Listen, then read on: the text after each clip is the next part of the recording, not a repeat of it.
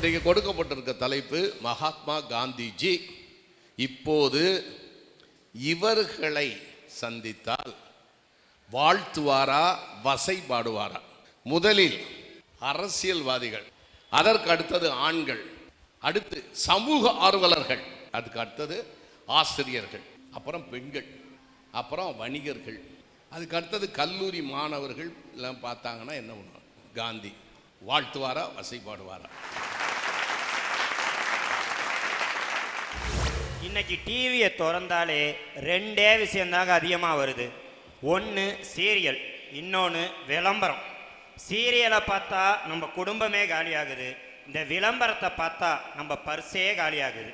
அந்த மாதிரி விளம்பரம் மூலமாக உள்ளதை உள்ளபடி சொல்லாமல் இல்லாததெல்லாம் உள்ளபடி சொல்லி நம்மளையெல்லாம் முட்டாளாக்கி இதைத்தான் நீ வாங்கணும்னு நம்மளெல்லாம் வாங்க வச்சுக்கிட்டு இருக்க நெறியற்ற வாணிபத்தை செஞ்சுட்டு இருக்கக்கூடிய வணிகர்களை கண்டா நிச்சயமா காந்தி கண்டபடி திட்டுவாருங்க. நாம காலையில எழுந்திரிச்சதுலேருந்து நைட்டு தூங்குற வரைக்கும், ஏன் தூங்கும்போது எந்த மெத்தையில படுத்து தூங்கணும், எந்த கொசுவர்த்தியை கொளுத்தி வச்சுட்டு தூங்கணுங்கிறது முதற்கொண்டு எல்லாத்தையுமே நம்மள்கிட்ட சொல்றது இந்த விளம்பரங்கள். இந்த விளம்பரம் மூலமா நம்மளை எல்லாம் அடி முட்டாளாக்கி லாபத்தை மட்டுமே நோக்கமாக கொண்டு செயல்பட்டு இருக்காங்களே இந்த வணிகர்கள், நிச்சயமா அவங்கள பார்த்தா மகாத்மா காந்தி கண்டபடி திட்டதாங்க செய்வார். மகாத்மா காந்தி 7 சமுதாய பாவங்களை சொல்லியிருக்கிறார். அதில் அவர் 2வதா சொல்லியிருக்கக்கூடியது உழைப்பற்ற செல்வம். அவரே 3வதா அதற்கான காரணத்தை சொல்லியிருக்கிறாரு, அதுதான் நெறியற்ற வாணிபம்.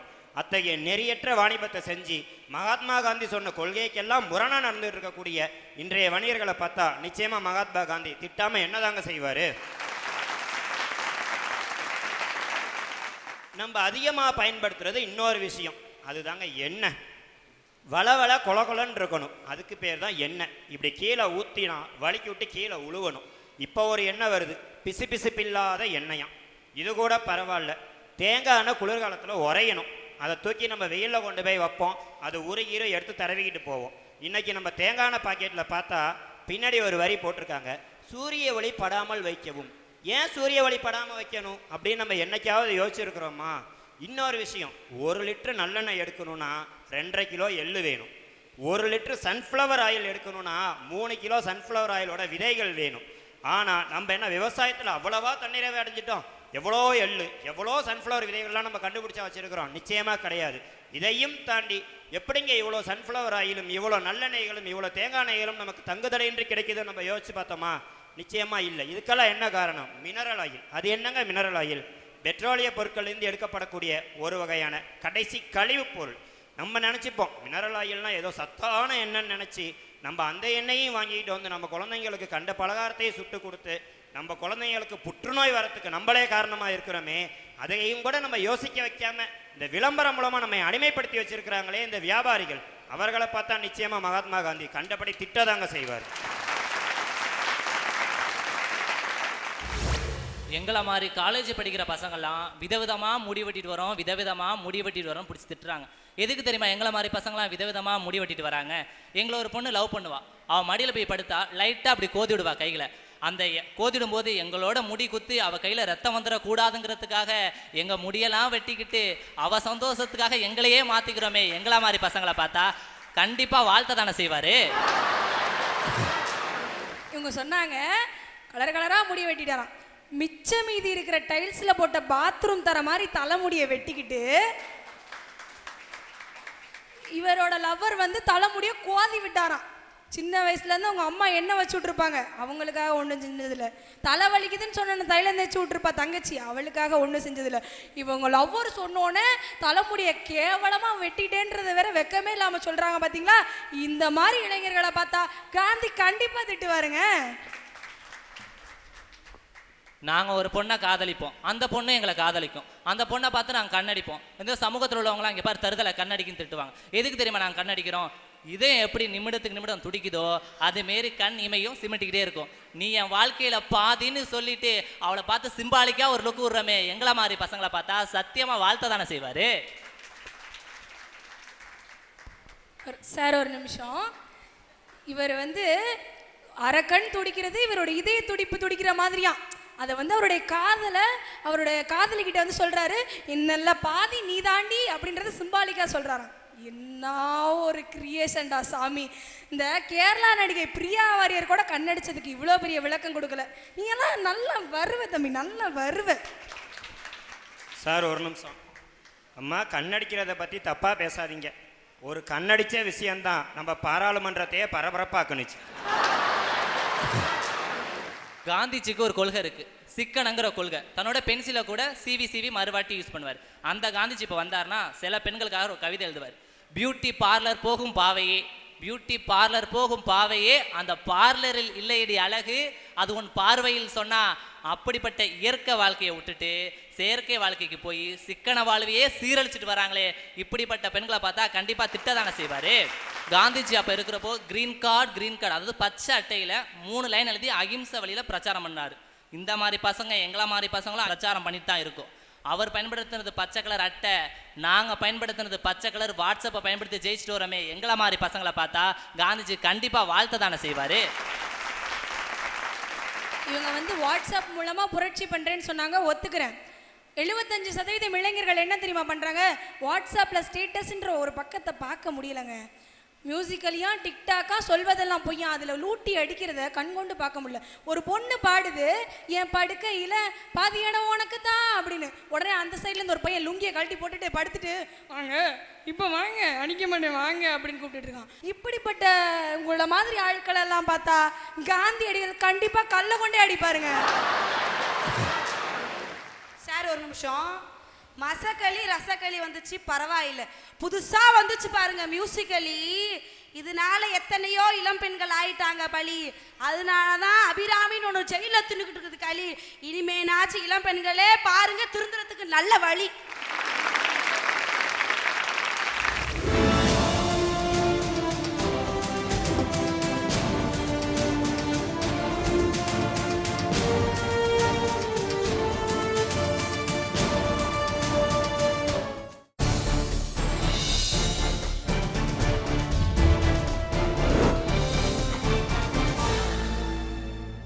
நம்ம எல்லாருமே கேள்விப்பட்டிருப்போம், திருவள்ளூர் மாவட்டத்தை சேர்ந்த பகவான் அப்படிங்கிற ஆசிரியர். அந்த ஆசிரியரை டிரான்ஸ்ஃபர் பண்ணிட்டாங்க. அவர் டிரான்ஸ்ஃபர் ஆகி போகிறதுக்கு முன்னாடி அந்த ரிலீவிங் ஆர்டர் வாங்குறதுக்காக அந்த ஸ்கூலுக்கு வர்றாரு. அந்த பிள்ளைங்கள்லாம் கேட்டையே சாத்திட்டு, சார் எங்களை விட்டு போயிடாதீங்கன்னு சொல்லி அவர் காலை கட்டி பிடிச்சி கதறி அழுகுறாங்க. அப்போ ஒரு மாணவர்கள் இந்த அளவுக்கு ஆசிரியர் மேலே அன்பாக இருக்காங்கன்னா அப்போ அந்த ஆசிரியர் எந்த அளவுக்கு பாடம் நடத்தியிருப்பார். இப்படிப்பட்ட ஆசிரியர்களை பார்த்தா கண்டிப்பாக காந்தி வாழ்த்துவார். இதை பார்த்துட்டு மறுநாள் நான் போய் என் பள்ளிக்கூடத்தில் கேட்டேன், டே பகவான்னு ஒரு ஆசிரியர்டா, அவர் அந்த ஸ்கூலை விட்டு வேற ஸ்கூலுக்கு போறாருன்னு சொல்லி இந்த பிள்ளைங்கெல்லாம் கேட்ட சாத்திட்டு அப்படியே கட்டி பிடிச்சி கதறி அழுதாங்கடா. நானும் இந்த மாதிரி இந்த பள்ளிக்கூடத்தை விட்டு போனா நீங்கள்லாம் என்னடா பண்ணுவீங்க அப்படின்னு கேட்டேன். அதுக்கு அவன் சொன்னா, நாளே வந்து கதவையெல்லாம் நல்லா திறந்து வச்சிருப்போம் டீச்சர்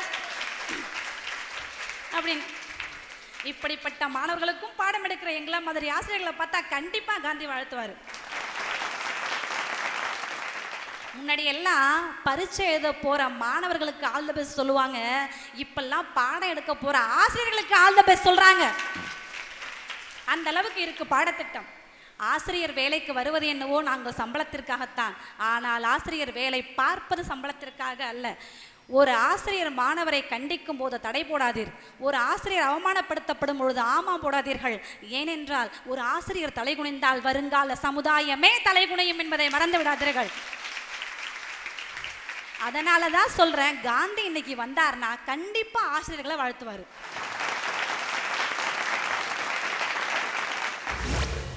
நல்லா பார்த்தீங்கன்னா தெரியும், எல்லா மண்டபத்திலையும் கடவுள் சிலை இருக்கும். திருவையாறு மண்டபத்தில் காந்தி சிலை இருக்கு. இந்த அரசியல்வாதிகளை பற்றி நான் சொல்லலை.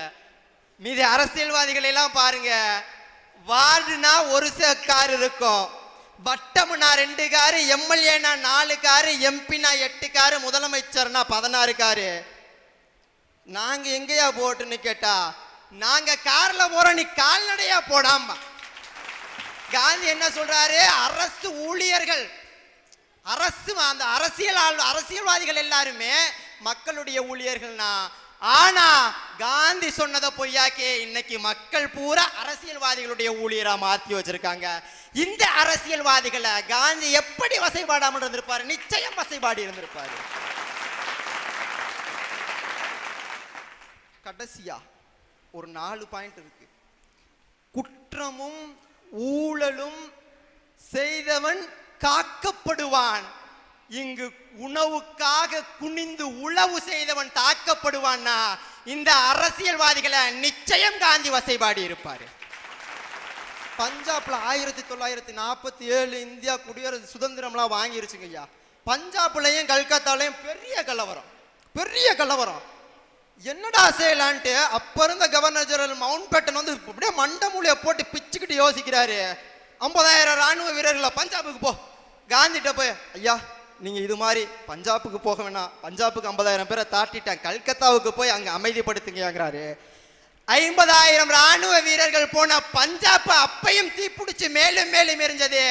ஒரே ஒரு காந்தி போன கல்கத்தா, பஞ்சாப்பை விட மோசமான நிலையில இருந்த கல்கத்தா அன்னைக்கு சாயந்தரமே எந்த விதமான பிரச்சனையும் இல்லாம எல்லா கலவரங்கள் முடிக்கப்பட்டு மக்கள் நல்லபடியா நடமாடிக்கிட்டு இருந்தான்னா எவ்வளவு பெரிய மனுஷன். ஆனா இப்ப தான் ஒரு சில அரசியல்வாதிகள் இருக்காங்க, காந்தி அங்க போனதுனால கலவரம் நின்றுச்சு. ஆனா இப்ப இருக்கக்கூடிய அரசியல்வாதிகள் இங்க வந்தாலே கலவரமாய் போயிரு.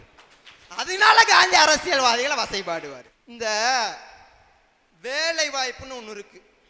காந்தி என்ன சொல்றாருன்னா, நன்றாக கட்டமைக்கப்பட்ட ஒரு சமூகத்தில் எல்லோருக்கும் வேலை வழங்க வேண்டும். வேலை பார்க்கணும்னு ஆசைப்படுறோம், எல்லாத்துக்கும் நாங்கெல்லாம் வேலை பார்க்கணும் தான் ஆசைப்படுறோம். ஆனா அவங்க தான் வேலை கொடுக்கணும்னு ஆசைப்பட மாட்டேங்கிறாங்க. நீங்க என்னையே எடுத்துக்கங்க, எங்க காலேஜ்ல 120 பேர் 20 பேர் அந்த லிஸ்டே விட்டுருவோம். 100 பேர் 30 பேர் படிக்கிறான், மேற்கொண்டு பிஎட்டோ எம்எஸ்சியோ ஏதோ ஒன்று படிக்கிறான். 20 பேர் வேலைக்கு போயிட்டான், மீதி இருக்க 50 பேர் சாப்பாட்டுக்கு என்ன செய்வோம்? இங்க வீட்டுல வேலைக்கு போங்கிறான், அங்க போய் இன்டர்வியூக்கு போனா நீ வீட்டுக்கு போங்கிறான். இந்த வேலை கொடுத்தா தானங்க ஐயா காந்தி சொல்றாரு வேலை கொடுக்கணும். இந்த வேலை கொடுக்காத அரசை பார்த்து ஒரு கவிஞன் எழுதுனான், அண்டா குண்டா அடகு வச்சு அம்மா தாலிய அறுத்து வச்சு எம்ஏ பிஎட் படிச்சு போட்டு சும்மாதானே சுத்துறோம். வேலை கொடு வேலை கொடுக்க வழி இல்லைன்னா வேலைக்கு சோறாவது குடுறாங்கிறாங்க ஐயா. அப்படி இருக்கு எங்க இளைஞர்களுடைய இன்றைய நிலை. இந்த அரசியல்வாதிகளை எப்படி காந்தி வசைபாடாமல் இருப்பாரு? இறுதியா அவங்க பேசினாங்க ஆண்கள், அவங்க பேசினாங்க பெண்கள், வணிகர்கள், ஆசிரியர்கள், ஆன்மீகவாதிகள் எல்லாம் சரிங்கய்யா. அரிசி இருக்கு, அழுக்கு தண்ணியை ஊத்தி சாப்பாடு சமைச்சா சாப்பாடு நல்லா இருக்காது. குழம்பு இருக்கு, அழுக்கு தண்ணியை ஊத்தி குழம்பு வச்சா குழம்பும் நல்லா இருக்காது. சரி, அழுக்கு தண்ணி எடுத்து குளிச்சோம்னா உடம்பும் நல்லா இருக்காது. சரி, அதை விட்டுருவோம். அழுக்கு துணியை எடுத்து சட்டை துணிமணியில துவைச்சோம்னா அதுவும் நல்லா இருக்காதுங்க ஐயா. இப்ப இவங்கெல்லாம் என்ன சொல்றாங்க? அரிசியில பிரச்சனை, குழம்புல பிரச்சனை, சட்டையில பிரச்சனை, உடம்புல பிரச்சனைங்கிறாங்க. எதுலையுமே பிரச்சனை இல்ல, தண்ணி தான் பிரச்சனை, தண்ணி தான் அரசியல்வாதிகள். அந்த அழுக்கு தண்ணி அரசியல்வாதிகளை நிச்சயமா காந்தி வசைபாடி இருப்பாரு. இறுதியா இந்தியாவில் இலவசமா கிடைக்க வேண்டிய ஒன்று மருத்துவம். ஆனா இன்னைக்கு மிகப்பெரிய ஊழல் நடந்துகிட்டு இருக்கதே மருத்துவத்துல தான். அதை நான் மேடையில சொல்ல வேணாங்க, மக்கள் எல்லாத்துக்குமே தெரியும். எல்லா அரசியல்வாதிகளுக்குமே தனியார் மருத்துவமனை இருக்கு. ஆனா இங்க அவங்கள ஓட்டு போட்டு தேர்ந்தெடுத்த மக்களுக்கு தரம் குறைவான அரசு மருத்துவமனைகள் இருக்குதுன்னா, எங்க அப்பா அரசு மருத்துவமனையில தாங்க சேர்த்துருந்தோம். 3 வருஷத்துக்கு முன்னாடி இறந்து போயிட்டாரு. எந்த அரசியல்வாதினாச்சும் அரசு மருத்துவமனைக்கு வர்றாரா? இப்படி இருக்கக்கூடிய இந்த அரசியல்வாதிகளை நிச்சயம் அந்த மகாத்மா, மகத்தான ஆத்மா காந்தி அவர்கள் வசைபாடித்தான் இருப்பார்கள் என்று கூறி விடைபெறுகிறேன். ஒரு 60-70 வயசு மாதிரி குமரலோட பேசி பிச்சை எடுத்து விட்டார் பையன். நான் ரசித்தேன் அந்த மாதிரி. அவர் அந்த குமரலை அவர் தான் வெளிப்படுத்த முடியும். ஏன்னா இந்நாட்டினுடைய எதிர்காலமே இது போன்ற இளைஞர்களிடம் தான் இருக்கிறது. மிக சிறப்பாக பேசினார். தண்ணி தான் பிரச்சனை, பாட்டில் அடைச்ச தண்ணிக்கும் பிரச்சனை, வாய்க்காலில் தண்ணி இல்லைன்னும் பிரச்சனை தான் முக்கியம். தவிச்ச வாய்க்கு தண்ணி கொடுக்கக்கூடாதுன்னு சொன்னாங்க அந்த காலத்தில். தவிச்ச வாய்க்கு தண்ணி கொடுக்கணும்னு இப்போ நிலமே தவிச்சுக்கிட்டு கிடக்கு. எங்கள் தஞ்சை மாவட்டத்தில் கடைமடையிலலாம் தண்ணியே இல்லை. தூர்வாரினா தானே தண்ணி வரும். இங்கே கரபுரண்டு ஓடுது, எங்கள் ஊரில் தண்ணியே இல்லை. எனவே இப்போ மார்கழி, ஐப்பசி, கார்த்திகை, மார்கழி 3 மாதமும் பிச்சு எடுக்க போகுது மழை. இன்னும் இந்த ஏரியும் தூர்வாரினாங்களான்னு தெரியல. வாய்க்காலை வெட்டி விட்டாங்களான்னு தெரியல, பெட்டியை மட்டும் நினைச்சு கொண்டே இருக்கிறார்கள். அதை வச்சு என்ன பண்ண போகிறாங்கன்னு தெரியல.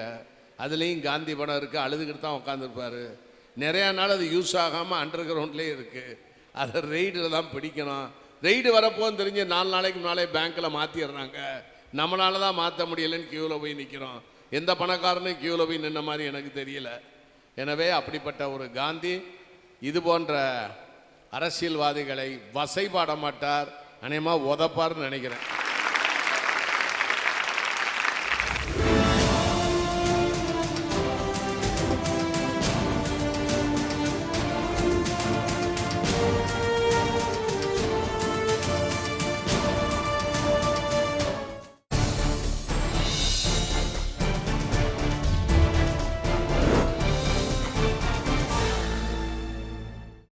காந்தியடிகள்னு ஏன் பேர் வந்தது தெரியுமா?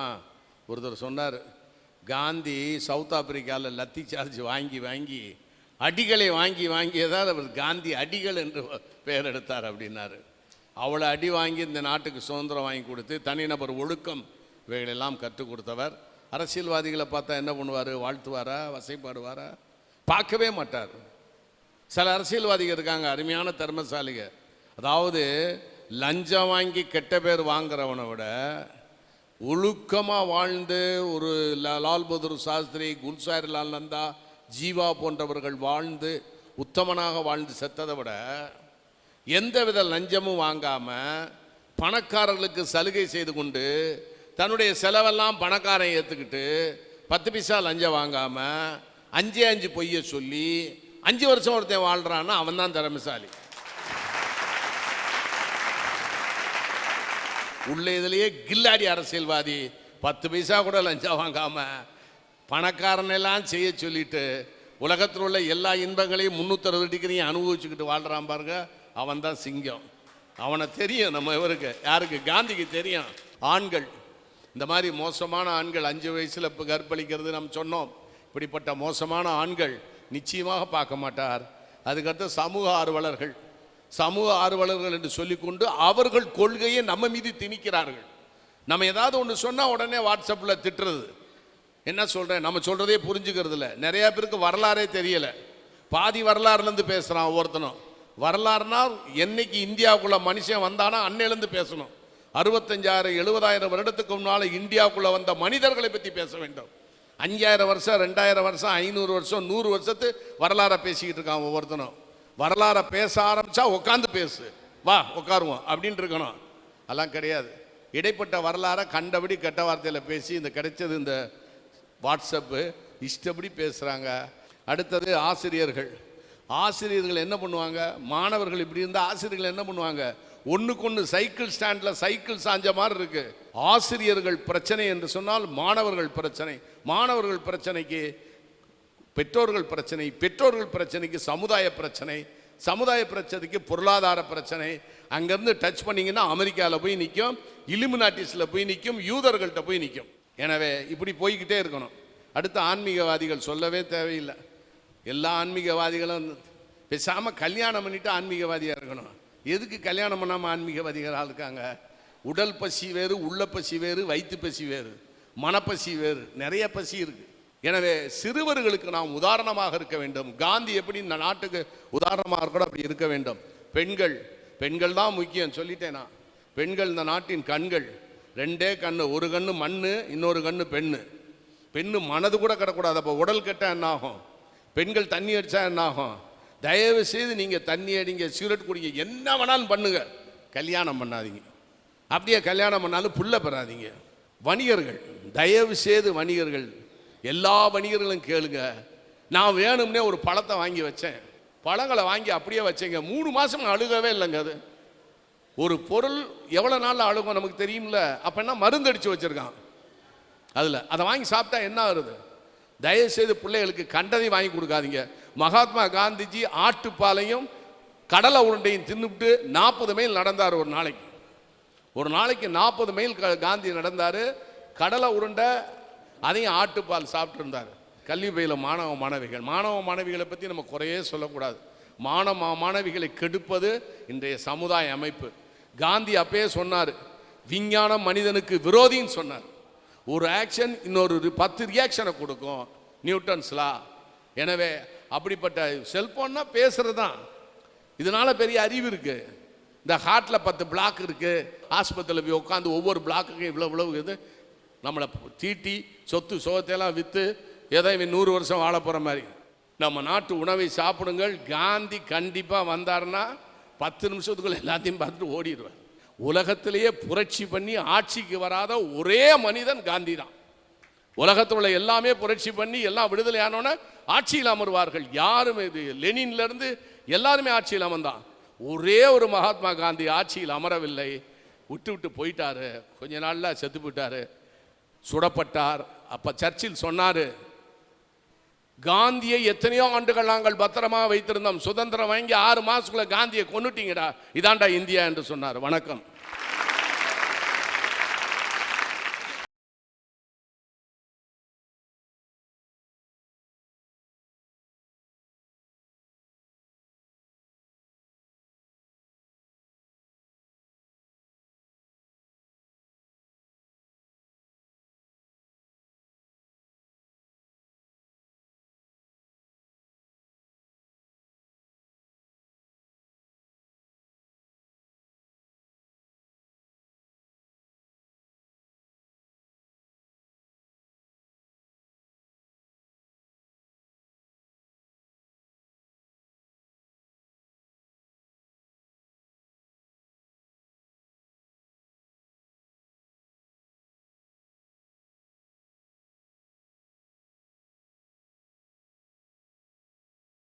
உங்க மேடை நிகழ்ச்சியை உங்கள் ஊரில் நடத்த வேண்டுமா? தொடர்புக்கு செல்லாஸ் பப்ளிசிட்டி, தஞ்சாவூர்.